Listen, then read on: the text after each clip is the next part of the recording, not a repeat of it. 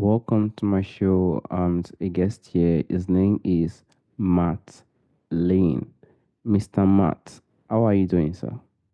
I'm doing well, man. I'm excited to be here, Timmy. Thank you so much for having me. Thank you so much, Mr. Matt.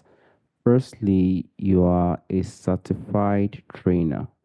You're also a behavioral change specialist.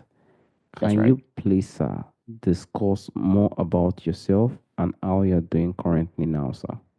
Sure. Yeah. Yeah, that's correct. I am a trainer. I'm a behavioral change specialist. I'm also a registered nurse, and I've been very fortunate to be in the healthcare industry and the fitness industry, um, both for a little over 15 years, I believe. Right now, I start to lose track, to be honest with you, at the time. But um, I've had I've had a fortunate journey through both of these healthcare and fitness systems that they both complemented one another. And I've pretty much grown up because of both of these systems. And the deeper that I got into healthcare, while there's a lot of great things in healthcare, the more that I realized the benefit of fitness wellness. And if one can use that fitness as a tool, it can keep them away from the healthcare that they would eventually need had they not had any fitness in their life. So I guess what I say is that fitness is a gift I've been given, I feel, and it's my responsibility to give it back to people because I was rewarded it. It's my responsibility to give it back. And I guess you could just say I've been on my own journey and trying to find the best way to give that to people. I'm so glad. And that's also brought you to the point of writing book and even having a documentary, sir. Can you Yeah, please discuss more about your book, Get sure. Fit on Fast Food, and Yeah, also your documentary, which is Can I Get Fit on Fast Food? And do you you got it. also have any book you are planning to write in the coming future, sir? I think that I do. I've been asked that because this is my first book, and um, I have many ideas for books, just like a lot of people. But expediting on it, and making it truly for a particular person out there is what's important. So I guess I say, yeah, I have plenty of ideas. The ideas that I have in the works, I want to make sure that they are fitting for that specific person out there. And as far as the book and the documentary and how this came about, I I've been fortunate. I've been a fairly fit person all my life. I've been physical person, and I've never been overweight. Yet I've been training clients in my business for about 8 years now. I've been into fitness, full time for myself over 15 years, and I've always had what I felt was looking back as sort of a perverted view of fitness, unfortunately, because I've been fit. Um, I started out a very thin guy, low confidence, and I wanted to get into the gym because I was ultimately jumped in a parking lot, actually. Uh, it- Long story short, is an altercation, and I realized that this person that was 300 pounds and I was 130 pounds soaking wet could have been killed easily. So I was very fortunate that I wasn't. And through fitness, I grew up. I learned confidence. I learned to put my ego away, and it really changed me as a human into a better person. And this led all the way to me teaching clients, being an ICU nurse, and learning about what fitness can do for people. All that to say, I had a client, Jordan, 2 years ago that asked me, "Hey, I go to fast food often, for work and all that. Do you think you could make me just like a quick little cheat sheet of what would be better decisions at a fast food restaurant?" And I am not the type of person or the type of trainer that says you can't eat this food or this food is bad. I actually don't believe there's such thing as a good food or bad food. It's really just dependent upon what your goals are. So all that to say, I was like, yes, absolutely, I can do that. And then this turned into, rather than just a quick little list of what was the best options for him, to, well, I'm going to give him this list, yeah, but I started feeling like an imposter. I worked with many obese and overweight people, and I was like, just eat broccoli and bicep curls, just go at it, go do it, discipline. But I had never truly been in their shoes. And it wasn't until this point where I was like, I feel like an imposter. So I started a journey of intentionally gaining weight. I gained 50 pounds intentionally over 10 months. And then at the very end of that, I decided I was going to eat nothing but fast food for 60 days to see if I could lose weight.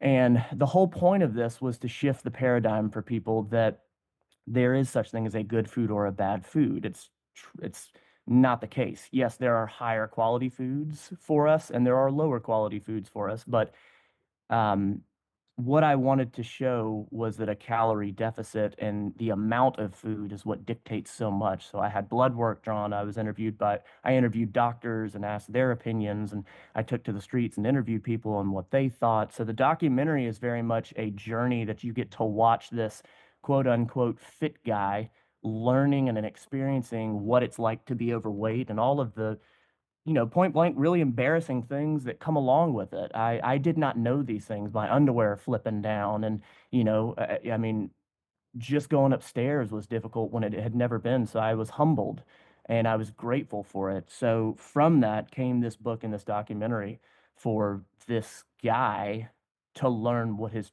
clients truly go through.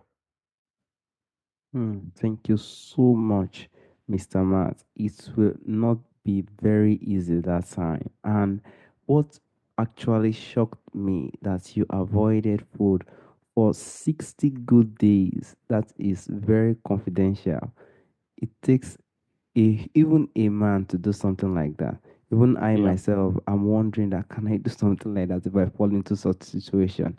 It's yeah. very, very courageous. Thank you so Thank you, much, Mr. Matt. And thank you. when it comes to fitness, Mr. Hmm. Matt, you called something the positivity snowballs. That's right. Can please explain Sure. what the positivity snowball is and Yeah. how you personally think, it applies to fitness. Yeah, absolutely. So throughout my time of being a trainer, when I first started out, I was like, look, you do 3 sets of 10 on bench press and you eat healthy food, and that's how you get what you want, which is all well and good. I think a lot of people realize that. But leading with empathy and working on behavior change with my clients, that's what means the most. I mean, trainers, they bring some information to the game, but mainly what a good trainer's job is to learn how to fit that information into the person's life without it being a burden on them. And I've always said, have them fit fitness into their life, not fit their life into fitness. And so this thing that I found, and to my knowledge, I came up with this, but I could be wrong. It's something called the positivity snowball. And basically, how it applies is it's the process of mastering one habit, which then boosts the confidence of most people. And then they have the ability to take on more habits. Because the thing about fitness is that it's not it's not easy, but it is very simple.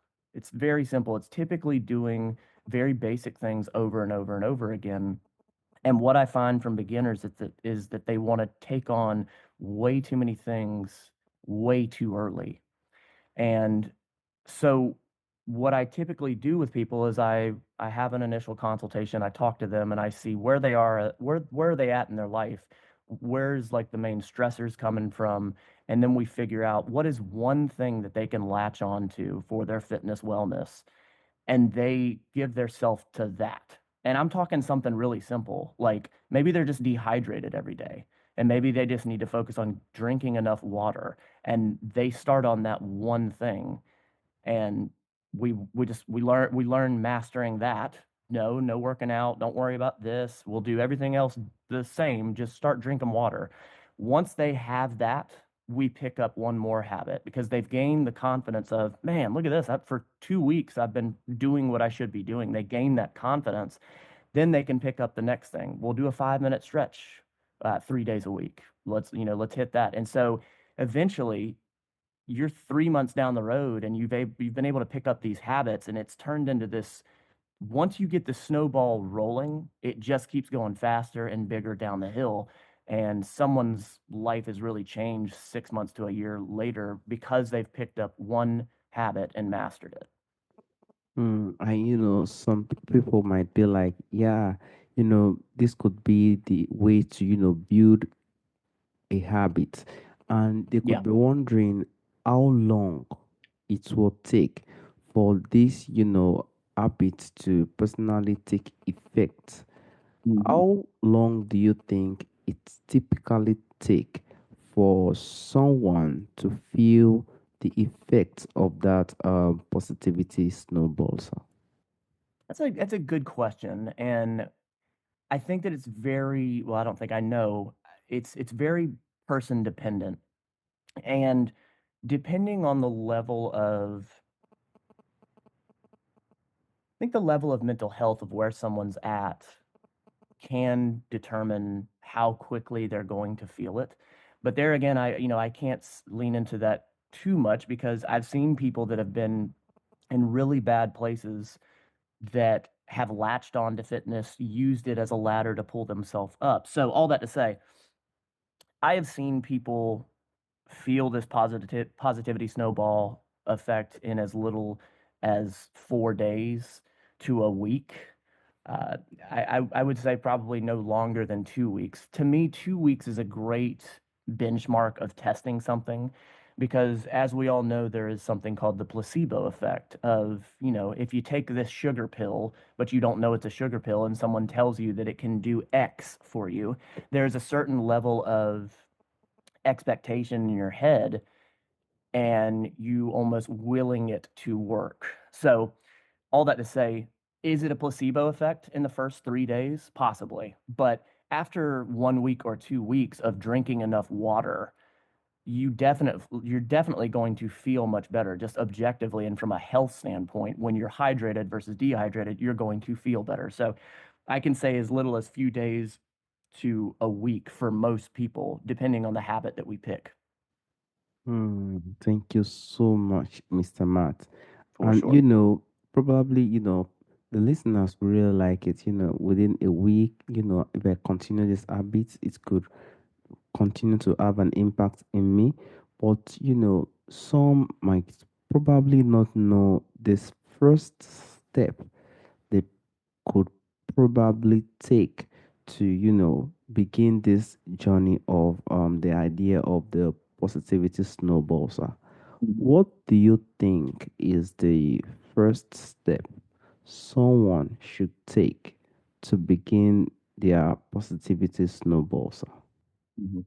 So when I'm speaking with beginners and Mm, especially people that I have never spoken to, I try to get a gauge of where they are at, what are they working on, because most people that are coming into fitness, yes, we all want to look good naked. There's nothing like there's no way around that. But underlying that wanting to look good, most people have a lower confidence or they just want to make a change. So all that to say, it really does depend on the person.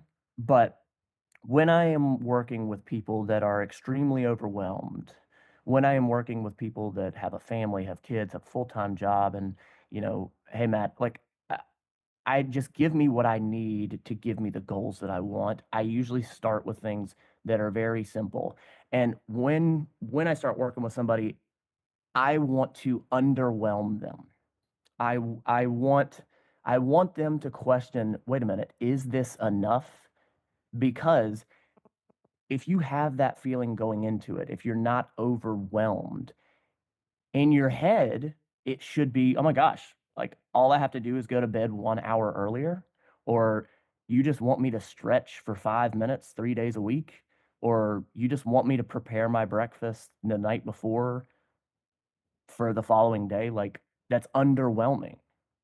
But again, like what I've said is that beginners want to do way too much in the beginning. So I think it's really important for someone to pick something that they feel is very attainable. And in our society, I think it's, no pain, no gain. If it's not hard, you're not working, and that's all well and good. Intensity is needed, but when it comes to the path of least resistance, it's a great thing for someone to take when they're extremely overwhelmed. Because again, fitness is not easy, but it is simple. So I would say something that's really within their reach that they can change right now, if that makes sense. Thank you so much, Mr. Matt. And some could also have the feelings, all right? I think this positivity, this habit is actually working for me. I would like to discuss this with my friends. I would like to Sure. discuss this with my family so they could also, Absolutely.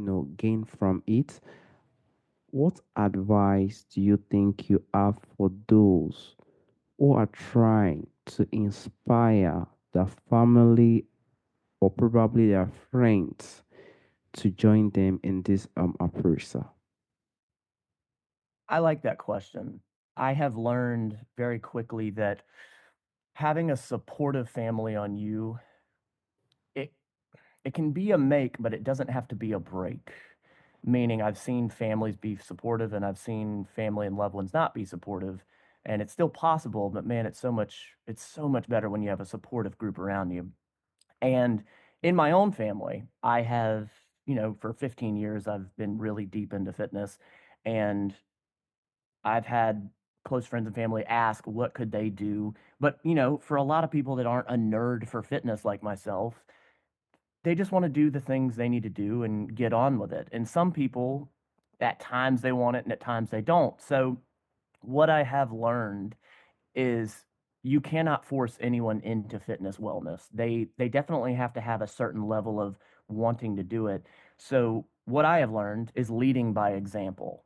And I don't mean flaunting it, but I mean to your loved ones, to your friends, talking about what you're going through, the light bulbs you have, what you're learning as sort of I guess you could put it out there as like a beacon of hope for them, or, talking about something like, oh man, I just started going to bed 1 hour earlier and I feel so much better. That's so much better than saying, hey man, you want to go work out with me 5 days a week, right after work, after you're exhausted? I think leading by example, I think for the person that is curious that's around you, don't encourage them to do what they hate. It makes so much more sense to give people what they enjoy because that's what they're going to stick to. So if you have a friend or family that is like, all right, you know what, I'm on board. Let's do this. I'll go with you and I'll do this fitness thing, wellness thing with you. I highly encourage you to be empathetic. Uh, put the judgment aside and know that it's not going to be an easy process, and bring them with you, encourage them, and keep them going through a reward system. So maybe it's that person sets the reward system up for themselves, or maybe you set that up for them. So hey, that's awesome. You've been going to the gym 2 weeks. I'm gonna grab you a new water bottle, or when you hit 6 months, I'll pay for 3 months of your gym membership. Setting up a reward system is a fun way to keep people engaged and gamify it, if that makes sense. So all that to say, make it fun, don't make it miserable. And lastly, I would say speak with them about why they actually want to do it, and just have them thinking on why they actually want to do it. Because at the end of the day, like I said, it's it's not easy, but it is simple. And in those dark times when it's really easy to not get up and go work out, or not prepare your own food, or beat yourself up mentally, what is the reason, the deep reason as to why they want to do it? Hmm. I completely agree, Mr. Matt. Yep. Leading by example is very important. It Yep. sounds very easier when probably this snowball habit practice. I do it, I've been seeing impacts in my life, the family and friends will ask you, what are you doing? They'll start to question you, and Yeah. by that time, you'll be able to be confident to tell them, oh, Yep. I learned something from um, a friend of mine called Matt. He taught me this positive, this snowball habit. and that could Yep. bring them or drive them. It is more better than saying, oh, can you just do this, or do you want to do Yep. this? It sounds more better. Thank you so much, Mr. Matt. And lastly, there is a question I normally ask Mr. Matt. From the ancestors, from the forefathers, there are a lot of things that do exist during our ancestral time that is missing in our time today. If there is anyone or anything you would like to bring back to our time today, what do you think that thing would be, sir? So when you say bring back to our time, do you don't necessarily mean a physical thing? Do you mean It could sort of be any aspect? Is that what you mean? it could be anything, sir. I think that empathy is something that I wish I would see more of in our time. And to me, empathy has led to so many better human connections Mm. and so much better understanding for me. You know, just like a lot of people back in the day, I would have road rage and freak out and on the road if somebody cut me off. But having empathy has made me realize there's a billion reasons that that person potentially cut you off in traffic. There's a billion reasons why that person reacted the way they did and yelled at you. Empathy to me feels like a superpower to both understand the person that you're communicating with and the ability to learn other people and how to react in situations. So I guess I would say empathy. I'd be very interested to see what level of empathy our ancestors had in comparison to what we have nowadays. Completely agree, Mr. Matt. Thank you so much, sir. I want to personally thank you, Mr. Matt, for this opportunity, for this discussion that you've given I and the listeners. Thank you so much, Mr. Matt, on speaking on your habits, the habits that one could do to improve his or her life, and also how lose a lot of pounds. How you Yeah, decided to not eat anything in 60 days. So I want to personally thank you, Mr. Matt. Thank you, sir. thank you. Thank you. No, I appreciate it. Thank you for giving me the time and Mm, I'm very excited for what you're doing. mm, I've listened through to your show and uh, I like it. It's different. You've done a great mm. job. So I'm honored to be on here. Thank you. All right, sir. Have a wonderful day, sir. Bye bye. All right, man.